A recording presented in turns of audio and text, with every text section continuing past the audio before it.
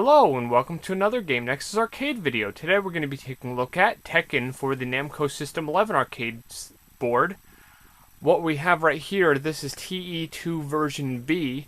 This is one of the first revisions of the game. And this, I believe, is an Asian chipset. I'm not sure if there's a USA one or not, but there's really nothing to be in English or not in English, so it's not really a big deal. Now, unlike my other boards, you'll notice over here, it's like right here. I don't know if it can be seen on camera because I can't see it through the viewfinder. But right there, it says ADS, which is usually the way that tracks the high scores. It's actually grayed out because this game does not track high score data. It was just one of those boards that way back when it just didn't track that. But I'm going to give you a quick look at what's on the desk over here. Let me just pop out of our tripod here. It's a pretty basic setup here. What you have here is the GBS 8200 board that's converting the 15 Hz signal from the Tekken board to 31 Hz that the monitor can support. Then we have the Namco System 11 board for Tekken. You'll see somebody wrote it with a Sharpie on the top of the board. And if you see right here on our auxiliary harness connector, we have these two alligator clips. Those are connecting the speaker that's actually over here off screen. And then there are two more clips which are clipping our kick harness here. So all four buttons on our controller work. And this uses what's commonly referred to as a JAMA Plus setup, but instead of actually just connecting right into the JAMA harness, it connects into the auxiliary harness. So that's how the kicks work on that. And now, as opposed to the System 12 board, I have to actually flip the switch on the board to get out of test mode here. And there we are. Turn up the volume a little bit because this is a amplified board, so the actual volume knob is right on the arcade board. And we're going to get right into this.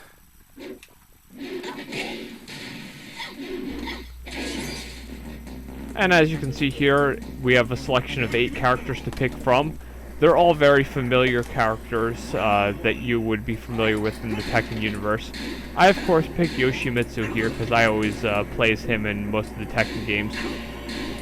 The only thing I definitely have to say, if you're used to the later Tekken games, I know I touched on this in my Tekken 5 video, which, if you're watching these in order years down the road, it'll be like a few down from this, but this game, in my opinion, is harder for one reason and one reason only. When I play Tekken, there's a lot of moves that I take advantage of, especially with Yoshimitsu, that he simply does not have yet. So, you have to think of other strategies in order to play this. But what happened for me is I ended up getting beaten a lot more times than I thought I would. But I'm just glad that I actually ended up getting through playing this game, which it was very hard. Now, this game was released on December 9th, 1994 in Japan, and May 12th, 1995 in International. And one thing I want to clarify earlier, I actually made a mistake, is that the it's not the board doesn't track high score data, it does that.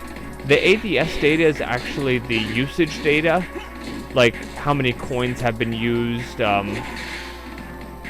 how many plays for free play, coin 1, coin 2, and the percentages of the characters like on the actual board.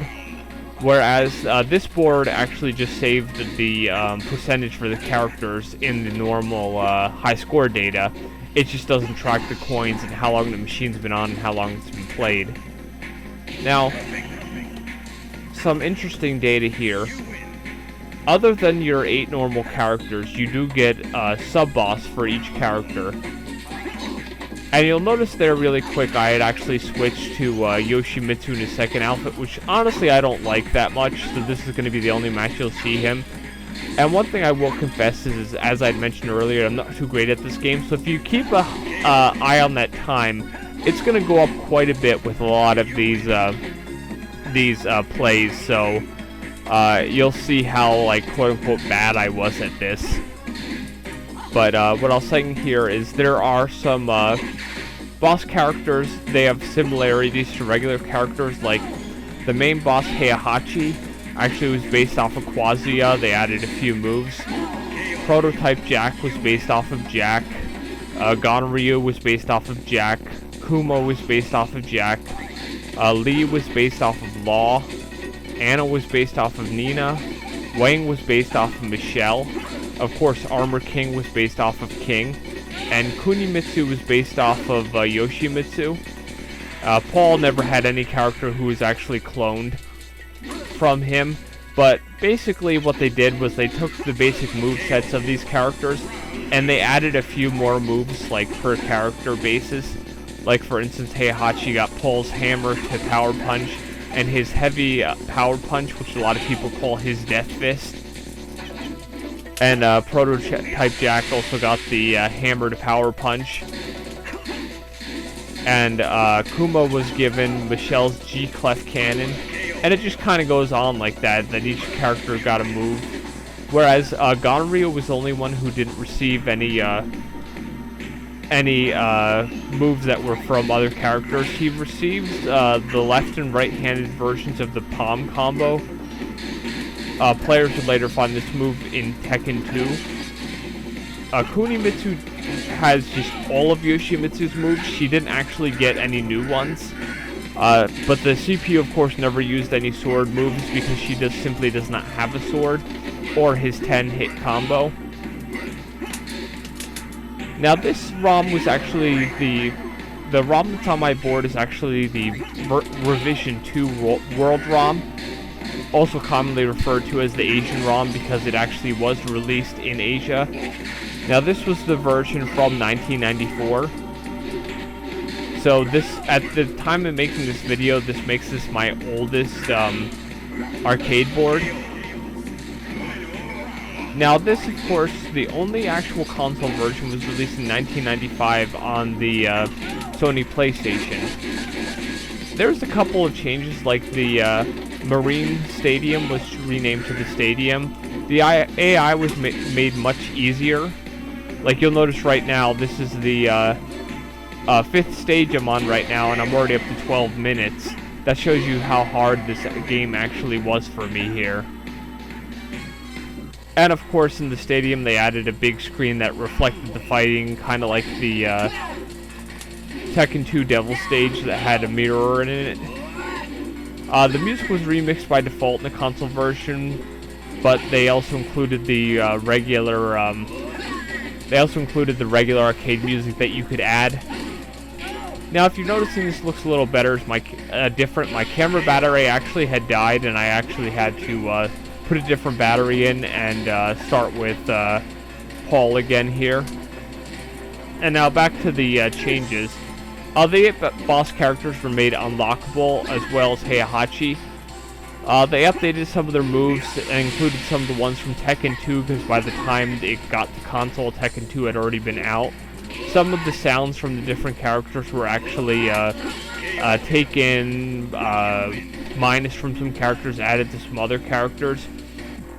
One interesting weird thing about this is that Kunimitsu actually uses Yoshimitsu's voice, even though she's female. And they could have easily, like, gave her, like, Michelle or Nina's voice, but they didn't. And now another cool thing is that the Tekken 5, which was this was available in the arcade history mode. The game was a updated version of the actual arcade version, with fewer options, no coin options, and of course the Marine Stadium has been renamed to Stadium, and the characters have the arcade AI, but were given sample sound effects like the PlayStation version. So the version in Tekken 5, like that you get in the arcade history, is not actually this ROM. It actually is a bit changed. But there's a little bit of history for you, and from what I'm seeing here, is a lot of the characters have a lot of like crazy combos and everything. There's a lot of secrets in this game. But sadly, the arcade version, you actually cannot play as Heihachi or any of the sub-boss characters. And one thing that's actually a cool little fact is that, well, here's the sub-boss I have here, who is actually based off of what's his name, Jack. And one thing you'll notice when he gets defeated especially, is he makes the same sound as, Jack does when he dies, that, like, very, very crazy sounding moan. But what I was going to say is, one thing that was interesting is that Law was originally called Dragon, and in fact it actually is still marked on his Player 1 costume. And in the actual ROM, the announcer says Law the Dragon, but they actually cut it off and just said Law. So if you hear him say Law, he actually sounds like he gets cut off mid-sentence. So that's why, because they took that whole dragon reference out. And the funny part about this is, except for the first stage or two, Gonryo here is the only character I actually played against that I didn't actually lose once or more against. Because you'll notice, like, at this point, the time is up to 22 minutes, and I think when we go to Heihachi, it actually goes a bit higher, because of all characters, it actually goes 10 minutes higher to 32 minutes, because I lost to Heihachi in this game a lot. I will not kid you there, because in this game especially, Heihachi is a very hard character to beat. I have to say, in my opinion, when it comes to Tekken games, I think the movesets weren't really all that great, in my opinion, until you got the Tekken 3. Although I will give Tekken 1 and Tekken 2, they do have their place in history, and they are really good games, and I really do enjoy them myself, but I really liked Tekken as soon as you got to Tekken 3, and then beyond that, of course, Tekken Tag is one of my favorite games, but I definitely have to say this is an excellent game, and just like the first Dead or Alive game, you can see how this series got its start from this game here. And I know if you're like someone who has seen a lot of like graphics of the newer games, you'll notice how a lot of the characters in this game have like very skinny limbs, especially Law. That's because they probably wanted to save on some polygons. And now, just like I had mentioned in my Tekken Tag video, this is just like how they had it in some later games where they had to actually show you the time it took you to fight the stage. But instead here, they just kind of show you the last couple seconds of the stage to show you what you did. And if I'd switch characters, I'm sure it would show the character. Now, unlike later games where it would actually show credits, like in Tekken 4, because it had load off the disc, it would actually show the credits, what was loading, was like feverishly loading off the disc. This, since it's actually just running off a ROM board, there's no loading, so it doesn't have to go crazy like that. And one thing I like about this sequence here is that it actually has a different camera angle, and I just think it looks really cool, especially for something from 1994.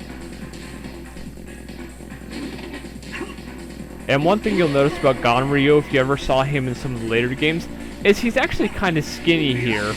He has a bit of like a bigger sumo look, but I'm guessing, just as I'd mentioned earlier, that's because they kind of were limited in how many polygons they could give each character. So they gave him a bit of a beefier look, more like Jack did. But they couldn't give him like as big of a look as they did in later games because they had a lot more polygons to work with. And one thing I definitely have to say about Jack is his head is like ginormous in this game, and his fists are really big too. But if you look at Tekken 2, you'll notice that he has like his head is normal size, but I guess you could easily say like they were making a robot and they made a version of the robot where he was like that, figuring he could punch harder, and then maybe they, in the story, they realized that it wasn't too great to give him like a bigger fist and head, so they actually made him normal size. But that's the arcade version of Tekken. I recommend this to fans of the series, and I'd recommend this to Tekken fans. But if you're not really a big fan of Tekken, I would say stick with the games 3 and after. But if you're a big Tekken fan, of course, you probably already have this for PlayStation, and if you're a big arcade collector, you already have the PCB like I do.